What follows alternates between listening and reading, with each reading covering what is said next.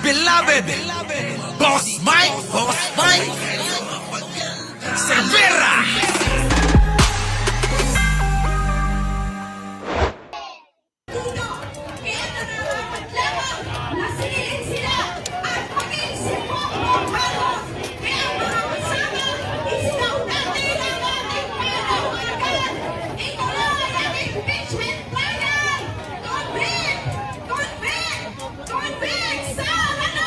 Ala ka! Ayan na sila! Nagkakagulo na! Nilusob na! Nilusob na ang pintuan ng Senado. At isinara nga ito. Ayun, mga kababayan, mga nagsipagtago. Oy, grabe mga kababayan. Kala ko naman matatapang. Ngayon, mga kababayan, eto na. Kinakabahan na. Kaya nga, si Aling Baba, medyo kumakambyo na. Ah! Kumakambyo na si Aling Baba. Uy, ako. Yun na nga lang ang pinanghahawakan ni Buday, ano. Tapos mawawala pa, ano. Yari na. Matuloy. Kita mo, nangihina pa yan. Convict, Sara na. Biruin nyo naman. Galing doon sa Mindiola, naglakad sila papuntang pintuan ng Senado. Ay ba naman hindi manghihina nun, mga kababayan? Sa ilalim ng gitna ng sikat ng araw? Putik na yan, mga kababayan, ano? Malupit. Pasok. Kita nyo? Galit na sila, mga kababayan ko. Ano pa? Ano pang gagawin natin dyan, Boss Mike? Kung ganyan na nangyayari. Kaya nga, sa social media, kumuha ako ng isa. Galit na galit siya. Pasok! Ako sa lahat ng mga mambabatas na supporters ng pamilyang Duterte, mga putang ina ninyo, gawin nyo ng legal ang korupsyon dito sa Pilipinas. Huwag nyo nang papanagutin si Sara Duterte. Huwag kayong mag-alala. Andito kami mga taxpayers. Dodoblehin namin ang sipag. Dodoblehin namin ang pagkayod namin para meron kayong manakaw. Libreng-libre na kayong nakawin ang perang pinagkakaroon. Huwag na kayong mahiya. Mahiya kayo sa pamilya ninyo. Walang makain. Huwag nyo na kaming isipin. Taxpayers lang kami. Libre nyo nang nakawin ang pinagpagura namin. Mga putang ina ninyo. Mga kababayan ko, sabi ko sa inyo, mga tao galit na eh. Yan yung mga simpleng mamamayan na nasa bahay lang. Plain housewife pero may cellphone yan. Kaya yung cellphone niya, ginamit niya na, nag-download ng TikTok, Facebook, ayan ang resulta. Yan ang resulta, mga kababayan. Nagbibigay na ng kanyang damdamin sa mga napapanood niya. Diba? Parang Lex, ano na? Diba? Ulitin natin po, mga kababayan. Isang daing ng isang ulirang may bahay. Ito po si ate ay plain housewife. Mga kababayan, hindi ho ito nakikimarites lang. Kung hindi ito ay kanyang nilalabas, yung kanyang opinion katulad natin. Pasok! Nananawagan ako sa lahat ng mga mambabatas na supporters ng pamilyang Duterte. Mga putang ina ninyo. Ay! Grabe si ate. Minura talaga, no? Nananawagan po ako sa mga supporters ng mga Dutae. Kinang-kinan nyo daw. Kinang-kinan nyo raw, kinang-kinan nyo. Tuloy. Gawin nyo ng legal ang putang ina ninyo. Gawin nyo ng legal ang pagnanakaw at korupsyon. Putang ina ninyo. Gawin nyo ng legal putang ina ninyo. Gawin nyo ng legal putang ina ninyo. Gawin nyo ng legal ang pagnanakaw at korupsyon dito sa Pilipinas. Huwag nyo nang Oo nga naman, ano? Kung ganyan lang rin lang, naririnig mo ba, Buday? Buday. Baba. Kalbo. Jackma. Mr. Suave. Narinig nyo ba ang hinaing ng isang ordinaryong mamamayan? Gawin nyo na daw legal ang pagnanakaw. Di ba? Gawin nyo na daw. na legal ang pagnanakaw. Pagnanakaw. Ano? Ano? Ha? Ayan, nagagalit si ate. Oh, tama naman eh. Kung hahayaan nyo na makatakas sa kasalanan si Buday, sige lang. Pero pwede ba? Pakiusap lang daw niya. Kung ganyan rin lang ang inyong gusto, abay gumawa na kayo ng batas. Pabor sa inyo, inang-ina nyo.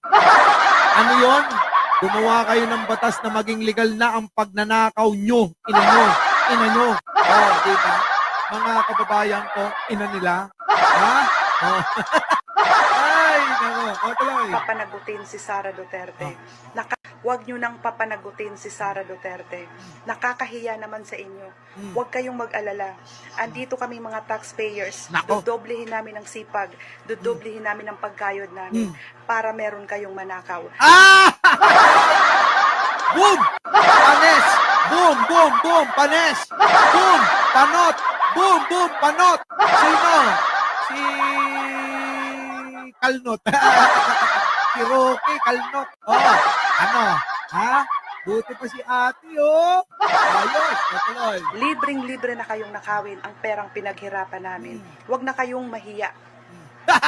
Huwag na daw kayo maya. Gumawa na daw kayo ng batas para naman, ano, maging legal na yung pagnanakaw nyo, mga inang-ina nyo. Oo. Sabi ni ate, oh. Sabi ni ate, gumawa na raw kayo ng batas. Total naman, pinapatakas nyo yung mga magnanakaw sa gobyerno. Kaya kayong mga senador, mga inang-ina nyo, eh pwede na daw ho, mga kababayan. Oo, kayo daw ho, mga senador, kayong mga senador, mga inang-ina nyo, oo, ay gumawa na daw kayo ng batas at ipasa nyo na ng mabilis para illegalize ang pagnanakaw nyo, inang-ina nyo. Oh, gano'n. Sabi, no? Matindi ng mga kababayan, nakita nyo. Yaan ang hinaing ng ating mga ordinaryong kababayan katulad natin. Diba? Yan po yun eh. Oh, tuloy ate. Mahiya kayo sa pamilya ninyo na walang makain. Huwag nyo na kaming isipin. Oh, kaya nga. Mahiya daw kayo sa pamilya nyo, wala nang makain. Yung hapagkainan nyo, hindi nawawalan ng hamon. Hindi nawawalan ng hotdog, hindi nawawalan ng mga masasarap na pagkain sa mesa nyo. Hindi kayo naawa sa mga Pilipino. Ha? Propek na lang ang kinakain ng mga taga-suporta nyo. Sa totoo lang to eh. Ha? Yung mga propek na lang ang kinakain at inuulam, yung po yung mga taga-suporta ng mga Duterte. Eh paano po mga kababayan? Yan po yung mga mahilig tumanggap ng mga bayad lang. Diba? Ito na. Taxpayers lang kami. Libre nyo nang nakawin ang pinagpagura namin. Mga putang ina ninyo. Diba? O ano? Palag ba kayo? Kita nyo, ordinaryong mamayang Pilipino nagsasalita na, inuulit ko lang. Ano? Iba na ho. Iba na ho ang damdamin ng mga Pilipino. Huwag nyo nang hintayin na magalit ito. Sapagkat nga, sinasabi ko na sa inyo, ayan na, ang simbahan ay nanawagan na. Ang tao, kita nyo, lalakas na ang loob niyan dahil alam nila na nandyan ang simbahan para sila'y samahan. Di po ba mga kababayan? Sasamahan sila ng simbahan. Kapag ka nangyari, baka lahat ng mga senador dyan, kalad ka rin ng mamamayan. Huwag naman sana, mapanatag kayo, mga kababayan.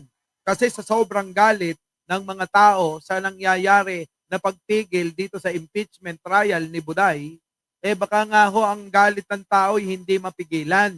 Di po ba? Baka maubos yung mga senador na yan. Di po ba? Magalit ang taong bayan. Baka lahat kayo ay kalad ka rin diyan sa inyong kinauupuan. Mapanatag kayo mga kababayan. Hanggat maaari mga kababayan, kayo ay mapanatag. Kayo ay bahala kayo. Wala eh. Mapipigil nyo ba yung mga tao? Kapag mainit na ulo, hindi na. Yung bang mga kababayan natin, sila'y nahihirapan tulad ni ate. Ano po? Sila'y nahihirapan tulad ni ate. Tapos mga kababayan, makikita si Aling Buday, napaka-easy niya lang kinukuha yung pera, hindi pinagpapaguran. Di po ba mga kababayan ko? Oh. Yan. Kaya nga sa sobrang init ng ulo ng mga tao, hindi ko, hindi ko sinasabing mangyayari. Baka. Baka. Sa sobrang galit ng mga tao, baka sugurin sila. Dito ba? Nakita nyo naman siguro yung kanina. Mga kababayan, yung mga nagwawala na. Aba mga kababayan, sa sobrang init ng ulo nila, lahat dinadamay nila Our beloved Boss Mike Cervera.